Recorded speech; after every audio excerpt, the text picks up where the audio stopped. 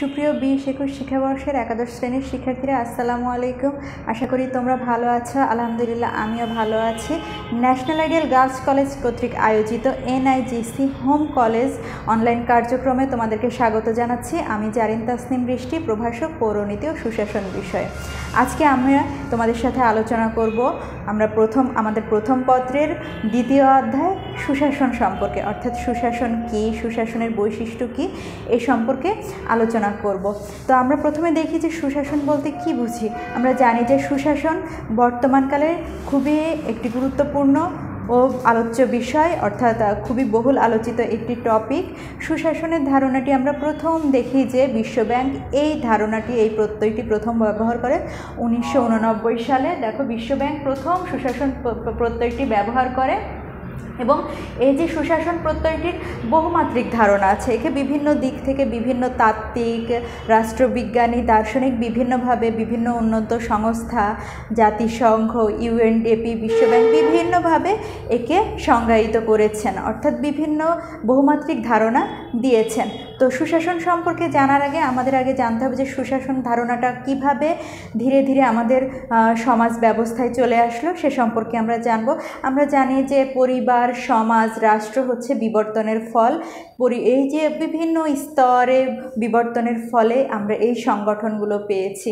যখন প্রথম দিকে পৃথিবীর বা সমাজ ব্যবস্থার প্রথম দিকে আমরা দেখি যে সেখানে মানুষ যখন একতাবদ্ধ হয়ে বসবাস করা শুরু করলো, তখন দেখা দিল যে জননিরাপত্তা বিষয়টা প্রথমে তাদের কাছে গুরুত্ব পেল। অর্থাৎ সমাজ বা একটা ছোট গোষ্ঠী, এদের ভিতরে প্রথম যে জিনিসটা দেখা দিল, সবার ভিতরে শৃঙ্খলা রক্ষার জন্য, একে অপরের সাথে সম্পর্কটা নিবিড় করার জন্য যে জিনিসটা দেখা দিল সেটা হচ্ছে জননিরাপত্তা। অর্থাৎ প্রাচীন যে সমাজ ব্যবস্থার মূল কথা ছিল হচ্ছে জননিরাপত্তা, এবং এই জননিরাপত্তাটা দেওয়ার দায়িত্ব ছিল রাষ্ট্রে। তখনকার সমাজ ব্যবস্থার সমাজের যারা দলপতি ছিল, সমাজের যারা প্রধান ব্যক্তি ছিল তাদের। এরপরে ধীরে ধীরে যখন রাশিয়ায় সমাজতান্ত্রিক ব্যবস্থা আসলো, তখন 1917 সালের দিকে তখন দেখা গেল যে সমাজতান্ত্রিক ব্যবস্থাটার উদ্ভব ঘটল। এখানে রাষ্ট্রের কার্যাবলী আরও বিস্তৃত হলো।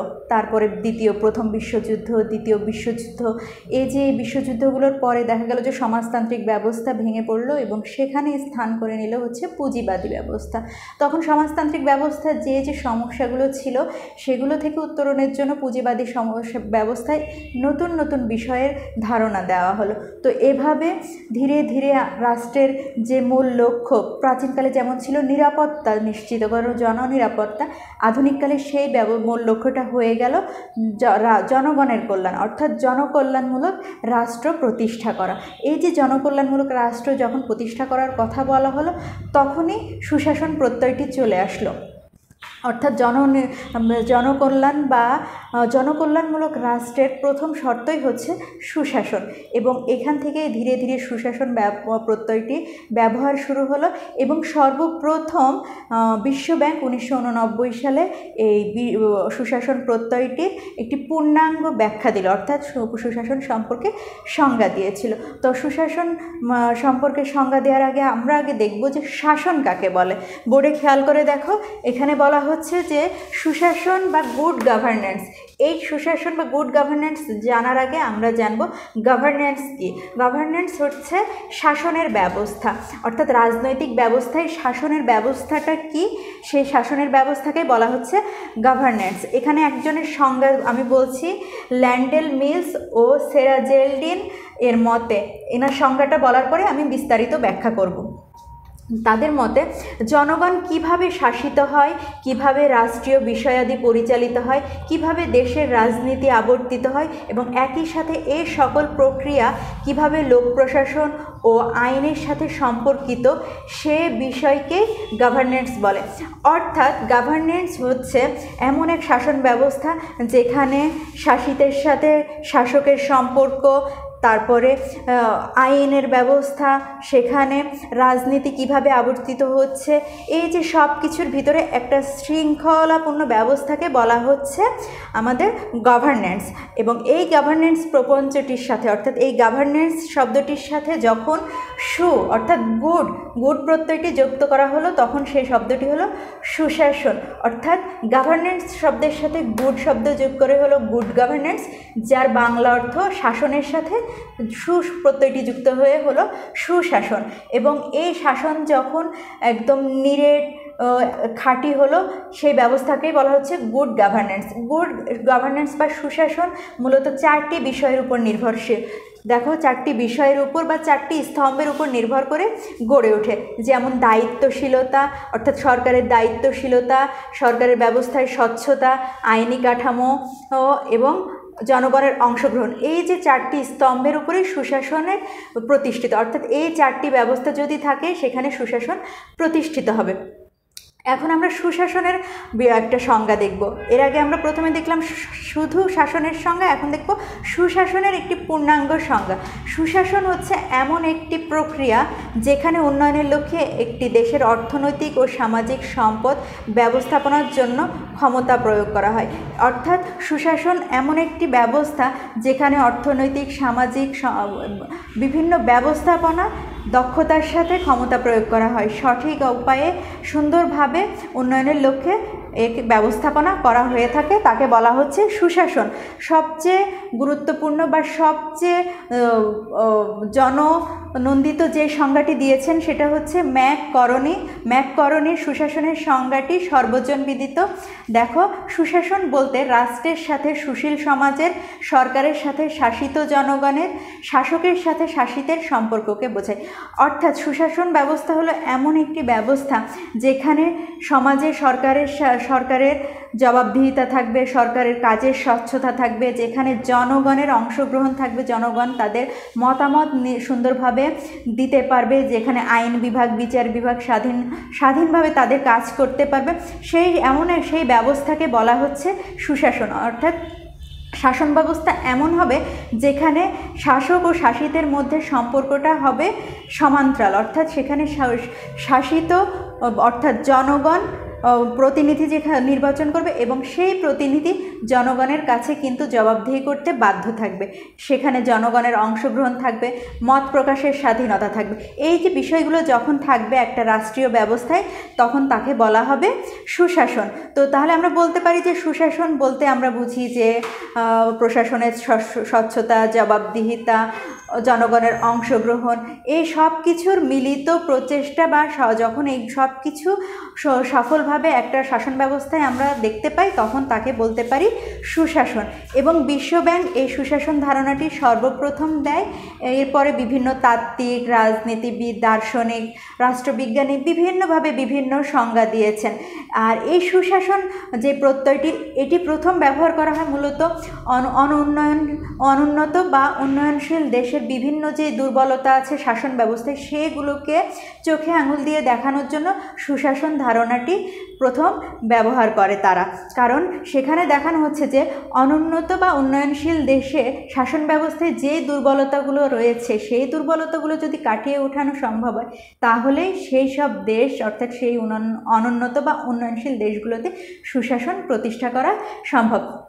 তাহলে শিক্ষার্থীরা, তোমরা নিশ্চয়ই বুঝতে পেরেছো সুশাসন কি। অর্থাৎ সুশাসন হচ্ছে এমন একটি শাসন ব্যবস্থা যেখানে শাসক ও শাসিতের মধ্যে একটি সম্পর্ক থাকবে, যে সম্পর্ক হবে স্বচ্ছ, সেখানে জবাবদিহিতা থাকবে এবং শাসন কাজ শাসনতান্ত্রিক উপায়ে পরিচালিত হবে। তাহলে প্রিয় শিক্ষার্থীরা, দেখো সুশাসনের উপাদান ও বৈশিষ্ট্য। আমরা এখন এই সংজ্ঞা থেকে কিছু বৈশিষ্ট্য বের করেছি, এই বৈশিষ্ট্যগুলো সম্পর্কে জানব। প্রথম যে বৈশিষ্ট্যটা, অর্থাৎ সুশাসনের প্রথম বৈশিষ্ট্য হচ্ছে গণতন্ত্র। অর্থাৎ আমরা জানি যে সরকার ব্যবস্থা সবচেয়ে সর্বোৎকৃষ্ট পন্থা হচ্ছে গণতন্ত্র। গণতান্ত্রিক সরকার ব্যবস্থায় সুশাসনের অন্যতম বৈশিষ্ট্য। এরপরে অংশগ্রহণমূলক প্রক্রিয়া। অংশগ্রহণমূলক প্রক্রিয়া কি? এখানে জনগণের অংশগ্রহণের কথা বলা হচ্ছে। শাসনতান্ত্রিক ব্যবস্থায় জনগণ অংশগ্রহণ করবে। কিভাবে? জনগণ ভোট দেবে, ভোট দিয়ে তাদের একজন প্রতিনিধি নির্বাচন করবে। আর এই নির্বাচিত প্রতিনিধিরাই তারা বিভিন্ন রাষ্ট্রীয় কার্যাবলী সম্পাদন করবে। অর্থাৎ এই যে প্রতিনিধি নির্বাচিত হচ্ছে, জনগণের আশা আকাঙ্ক্ষা মূলত এসব প্রতিনিধিদের মাধ্যমে প্রতিফলিত হচ্ছে। এজন্য বলা হচ্ছে যে সুশাসনের অন্যতম উপাদান বা বৈশিষ্ট্য হচ্ছে অংশগ্রহণমূলক প্রক্রিয়া। নৈতিক মূল্যবোধ, আমরা জানি যে আইনের চেয়ে নৈতিক মূল্যবোধের শক্তি অনেক বেশি, কারণ আইন দ্বারা কিন্তু সব কিছু করা যায় না, কিন্তু যদি মানুষের ভিতরে নৈতিক মূল্যবোধটা থাকে সেক্ষেত্রে কিন্তু মানুষ অনেক দূর এগিয়ে যায়। মানুষ নৈতিক মূল্যবোধ সম্পর্কিত হলে দেশের কল্যাণ করে, সমাজের কল্যাণ করে, রাষ্ট্রের কল্যাণ করে। যারা রাষ্ট্র ব্যবস্থায় থাকে, যারা শাসন পরিচালনা করে, তারা যদি নৈতিক মূল্যবোধ সম্পূর্ণ হয় তারা কিন্তু সুশাসন প্রতিষ্ঠাই করে। এরপরে দেখো 4 নাম্বার স্বচ্ছতা। স্বচ্ছতা কি? সরকারের কর্মকাণ্ডের স্বচ্ছতা, অর্থাৎ সরকার তাদের কাজের ভিতরে স্বচ্ছতা থাকবে, সেখানে কোনো লুকোচুরি থাকবে না। সরকার যেই কাজগুলো করবে সেগুলো তাদের কোনো আলাদা করে ব্যাখ্যা করা লাগবে না, তাদের কাজগুলো হবেই স্বচ্ছ। অর্থাৎ তাদের কর্মকাণ্ড, তাদের আইন, তাদের বিভিন্ন নেওয়া যে নীতিগুলো সেগুলো হবে স্বচ্ছ। এরপরে আসছে বৈধতা। বৈধতা কি? সুশাসনের একটি অন্যতম উপাদান বা বৈশিষ্ট্য হচ্ছে বৈধতা। বৈধতা কেমন? সরকারের বৈধতা, সরকারের নিয়ম নীতির বৈধতা, তারপরে শাসনতান্ত্রিক ব্যবস্থায় যা আছে সেগুলোর বৈধতা। এখন এই যে বৈধতা, এই বৈধতা কে দেবে? জনগণ। জনগণের কাছে যদি কোনো নিয়ম কানুন বা সরকারের নীতি বৈধ না হয়, সেই নীতি নিয়মগুলো কিন্তু জনগণ যদি বৈধতা না দেয় সেই নীতি নিয়মগুলো কিন্তু বৈধ হবে না। যেমন গণতান্ত্রিক সরকার, গণতান্ত্রিক সরকারের বৈধতা কিভাবে হয়? নির্বাচনের মাধ্যমে। জনগণ যদি ভোট না দেয়, জনগণ যদি কোনো আইনের বিরোধিতা করে, সেগুলো কখনোই বৈধতা হবে না। সেক্ষেত্রে দেখা যাবে বৈধ সরকার, বৈধ শাসনতান্ত্রিক, অবৈধ সরকার, অবৈধ শাসনতান্ত্রিক ব্যবস্থা। অর্থাৎ বৈধতার জন্য জনগণের অংশগ্রহণ অন্যতম উপাদান বা গুরুত্বপূর্ণ বৈশিষ্ট্য। এরপরে দেখো দায়িত্বশীলতা, অর্থাৎ এখানে বলা হচ্ছে রাষ্ট্রীয় ব্যবস্থায় অর্থাৎ শাসন ব্যবস্থায় যারা শাসন কাজ পরিচালনা করে তাদের দায়িত্বশীলতার কথা বলা হচ্ছে, যে তারা তাদের কাজ বা কর্মকাণ্ড দায়িত্বশীলতার পরিচয় দেবে। তাদের যে কাজগুলো সেগুলো সুন্দরভাবে করবে, এবং এই কাজগুলো যদি ঠিকভাবে করা হয়, প্রতিটা প্রতিষ্ঠান যেমন আইন বিভাগ, শাসন বিভাগ, বিচার বিভাগ, তারা যদি সবাই তাদের কাজগুলো সুন্দরভাবে করে তাহলেই কিন্তু দায়িত্বশীলতার পরিচয় দেওয়া হবে, এবং এই দায়িত্বশীলতার পরিচয় দিলেই কিন্তু সেখানে সুশাসন প্রতিষ্ঠিত হবে। এরপরে আইনের শাসন। আইনের শাসন কি? আইনের চোখে সবাই সমান। আইনের চোখে নারী পুরুষ, জাতি বর্ণ ধর্ম নির্বিশেষে সবাই সমান, ধনী গরিব সবাই সমান। এই যে যখন সবাই সমান হবে তখন কিন্তু আইনের শাসন প্রতিষ্ঠিত হবে, আর এই আইনের শাসন প্রতিষ্ঠিত হলে অটোমেটিক সেই সমাজে সুশাসন প্রতিষ্ঠিত হবে। এরপরে দায়বদ্ধতা বা জবাবদিহিতা।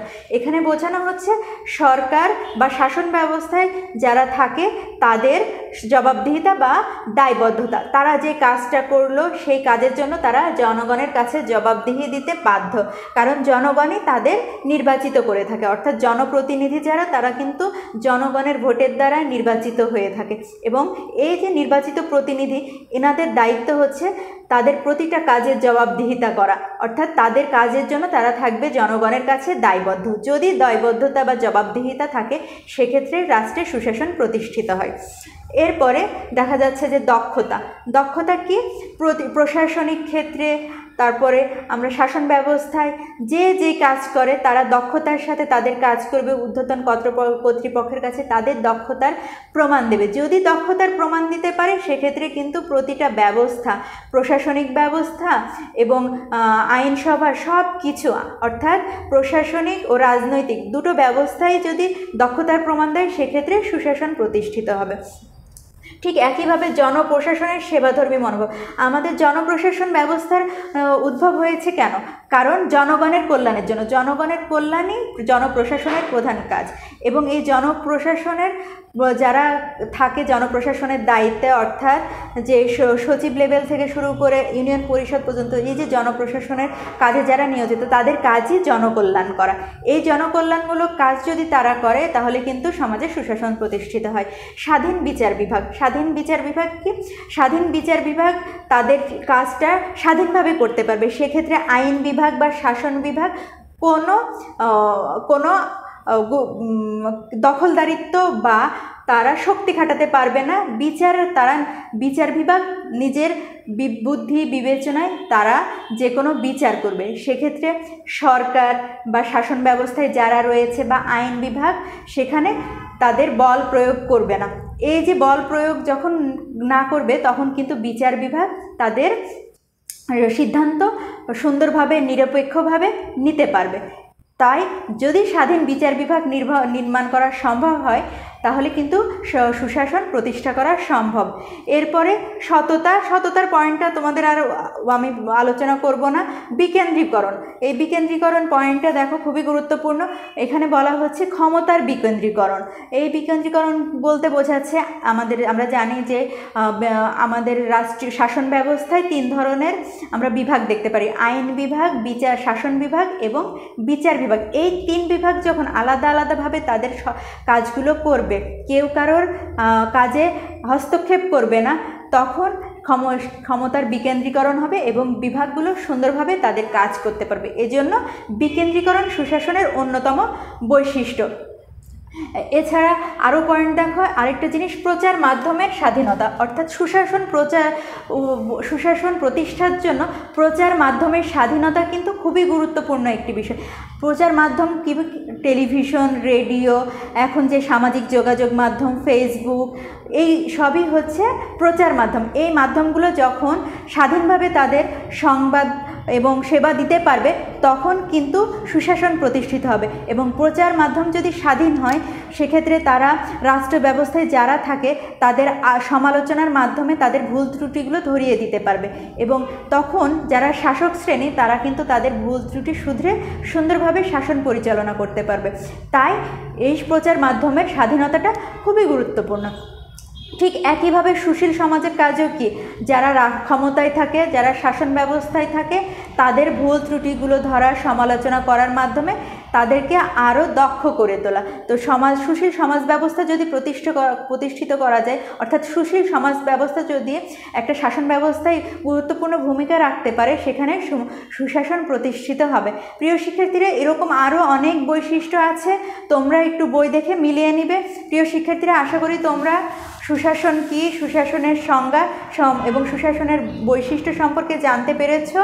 আর আরেকটু ভালোভাবে জানার জন্য তোমরা বইটা খেয়াল করবে, সেখানে আরও সুন্দরভাবে দেওয়া আছে।